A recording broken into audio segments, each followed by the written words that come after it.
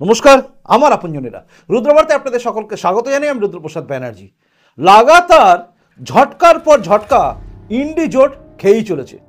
রাম রাজ্যের সূচনা হওয়ার সঙ্গে সঙ্গেই একের পর এক রাম বিরোধী দল যেন ভেঙে তছনছ হয়ে যাচ্ছে। আর এই জোট মানে ইন্ডি জোট, তার তো সর্বনাশ হয়ে যাচ্ছে। এবং সাথে সাথে কংগ্রেস যে প্রচণ্ড ভয় পাচ্ছে তাও আজকে প্রমাণিত হয়ে গেছে। চলুন শুরু করা যাক সব নিয়ে এই মুহূর্তের রুদ্রবার্তা।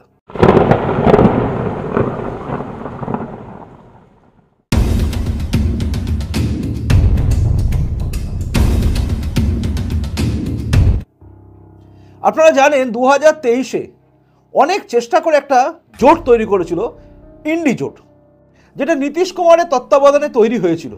নীতিশ কুমার প্রথম সবাইকে ডেকে ডেকে এক এক করে জুড়েছিলেন এবং তারপরে ধীরে ধীরে সবাই তাতে যুক্ত হয়েছিল এবং একে একে দম্ভে অর্থাৎ দম্ভ বেড়ে গেছিল প্রচুর। এবং কংগ্রেসের দম্ভ দেখার মতো। চারিদিকে হেঁটে বেরিয়ে রাহুল গান্ধী বুঝিয়েছিলেন যে হ্যাঁ, দাড়ি যেরকম বাড়ছে তার, হাঁটছেন যেরকম সেভাবেই ভারতও তিনি জুড়ছেন।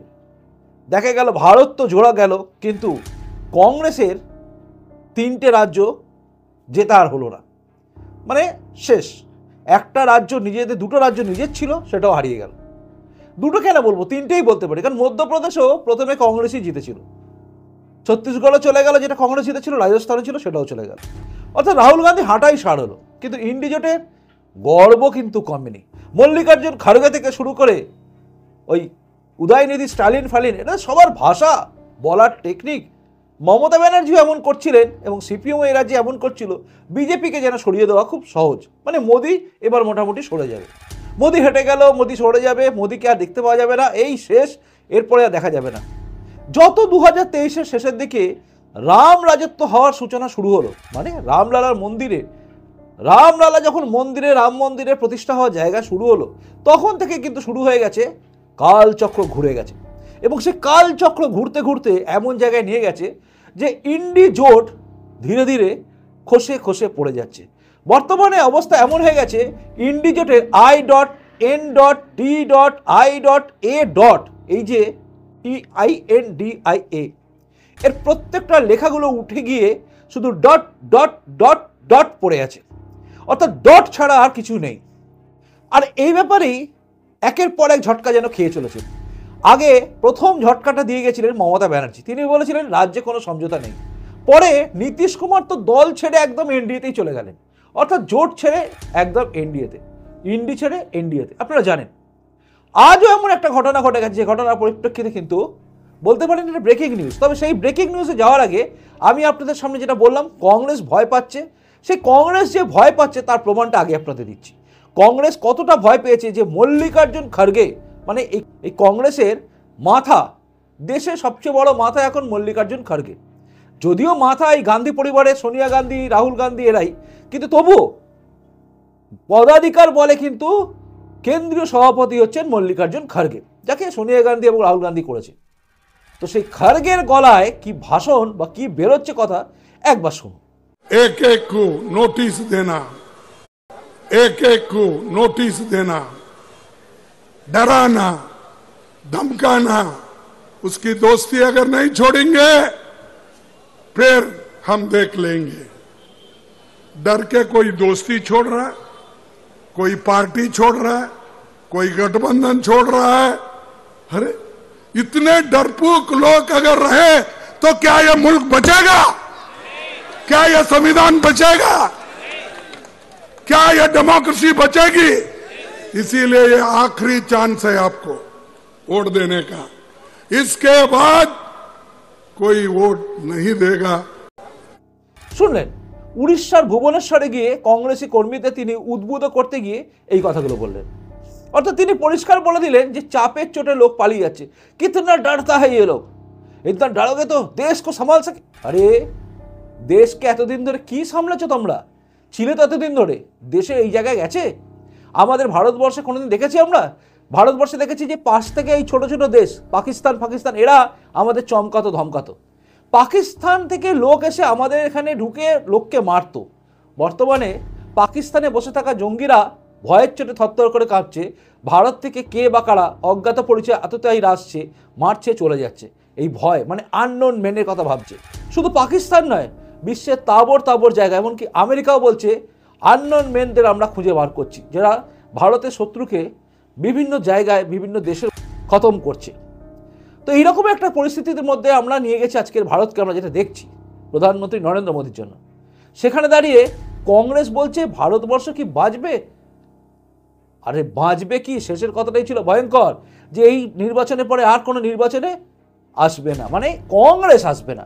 মানুষ তো ভোট দেবে, বিজেপিকে ভোট দেবে বা অন্য কাউকে ভোট দেবে, ভোট তো হবে, কিন্তু কংগ্রেস ধুয়ে মুছে সাফ হওয়ার জায়গা আছে। কংগ্রেস কোনো রকম করে ইন্ডির ঘাড়ে চেপে বেরোনোর চেষ্টা করছিল। এই গঠবন্ধন বা জোটবন্ধন কংগ্রেস জেতার জন্য ছিল। এবার আসি আসল কথায়। কংগ্রেসের এই যে ভয় বা আতঙ্ক, এর পেছনে কারণ আরেকটা কি জানেন? আপনারা জানেন নীতিশ কুমার গেছে, আপনারা জানেন মমতা বন্দ্যোপাধ্যায় সরে গেছে, আপনারা জানেন আপের সঙ্গে গন্ডগোল হচ্ছে, কিন্তু জম্মু কাশ্মীরেও যে একটা গন্ডগোল হয়ে গেছে সেটা তো আপনারা জানেন না। জম্মু কাশ্মীরে হয়ে গেছে আর এক গন্ডগোল, সেটা হচ্ছে এনসি, ন্যাশনাল কনফারেন্স। নিশ্চয়ই মনে পড়ে গেছে ফারুক আবদুল্লার কথা, যে মাঝে মাঝেই বলে দিত অনেক বড় বড় ডায়লগ, যাকে ওই যখন আমাদের কি বলবো, বলতে খুব কষ্ট লাগছে, কাশ্মীরি হিন্দু গণহত্যা যখন হয়েছিল তখন মুখ্যমন্ত্রী ছিলেন তিনি। তো সেই ফারুক আবদুল্লাহ কিন্তু এখন মনে মনে বলেন কাশ্মীর জাহান্নামে যায়, বলেন তিনি কাশ্মীরি জনগণের কাছে জাহান্নামে যান বলেন। সেই ফারুক আবদুল্লাহ একদম ডান হাত সঞ্জীব খাজুরিয়া হচ্ছেন জম্মু কাশ্মীরের এই ন্যাশনাল কনফারেন্সের এক তাবড় নেতা, এবং তিনি শুধু ছাড়েননি, তার সঙ্গে ছেড়েছিলেন অনেকেই কিন্তু ছেড়ে বেরিয়েছিলেন। অর্থাৎ এনসির ন্যাশনাল কনফারেন্সের তাবড় নেতারা কিন্তু দল ছাড়লেন এবং জয়েন করলেন বিজেপিতে। তিনি কিন্তু দল ছাড়লেন, এবং দল ছাড়লেন শুধু না, দল ছেড়ে এবং তার সঙ্গে সঙ্গে তাবড় নেতা নিয়ে সোজা জয়েন করলেন বিজেপিতে। এবং সেখানে গিয়েই হয়ে গেল আরও একটা জিনিস, কারণ জম্মু কাশ্মীরে এই এনসি যদি সরে যায় বা ন্যাশনাল কনফারেন্স যদি ক্ষয়িষ্ণু হয়ে যায় বা ভেঙে যায়, তাহলে ইন্ডি জোটের আরও পিণ্ডি চটকে গেল। অর্থাৎ চারিদিকে রাম রাজত্ব শুরু হওয়ার সঙ্গে সঙ্গেই চারিদিকে মানুষের মনের মধ্যে একটা কিন্তু নতুন ভাবনা এসছে, এবং সেই ভাবনা, যে ভাবনায় উদ্বুদ্ধ হচ্ছেন সবাই। আপনারা জানেন হয়তো গতকাল কিন্তু নীতিশ কুমারও রামের স্মরণে নিয়ে গেছেন, কারণ রাজ্যপালের অফিস যেখানে তিনি রাম মন্দির, মানে যেখানে তিনি মুখ্যমন্ত্রী শপথ নিতে গিয়েছিলেন, যেখানে তিনি বসেছিলেন, সেখানে রামের মূর্তিটা দেখে কিন্তু মন ভরে গেছে। দেখছেন তো এইরকম জায়গায় গেছে সব কিছু। এবং এখানে দাঁড়িয়ে একটা কথা বলা যেতে পারে, সেটা হচ্ছে অযোধ্যায় রাম জন্মভূমিতে রামের মূর্তির প্রতিষ্ঠার পরেই দেশে কিন্তু একটা অন্য পরিস্থিতি তৈরি হয়ে গেছে, এবং সেই পরিস্থিতি হচ্ছে গেরুয়া প্লাবন। সনাতনীরা আজকে কিন্তু জেগেছে, তারা বুঝেছে, এবং তাদের দেখে বড় বড় নেতারাও বুঝে গেছে, এখন যদি আমি অ্যান্টি সনাতনী বা অ্যান্টি হিন্দু দলের সঙ্গে থাকি, বা অ্যান্টি হিন্দু সেকুলারিজম দেখানো, হিন্দুর বিরোধী বলা এই জোটের সঙ্গে থাকি, তাহলে আমাদের অস্তিত্বই শেষ হয়ে যাবে। তাই জোটও ছাড়ছে, দলও ছাড়ছে, চারিদিকে ভাঙন একদম সামনে আসছে। রাহুল গান্ধীর হাঁটা চলছে তো চলছে, কিন্তু হাঁটতে হাঁটতে ক্রমশ যেন কংগ্রেসকে হারিয়ে ফেলছে।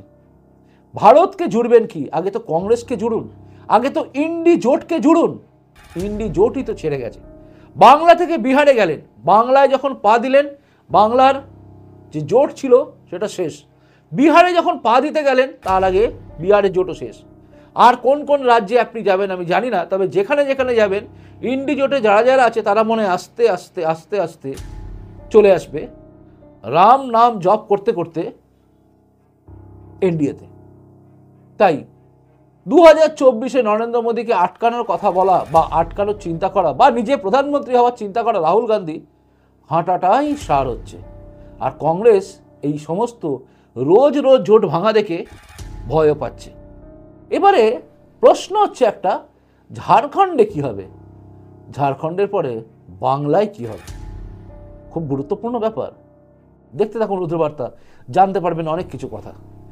প্রতিবেদনটা ভালো লাগলে লাইক করবেন। আপনার যদি কিছু বলার থাকে এই বিষয়ে, যে আপনি কি ভাবছেন, এর ফলে ইন্ডিজোটের যে ভাঙন ধরছে, এর ফলে কি আর ইন্ডিজোট ঘুরে দাঁড়াতে পারবে?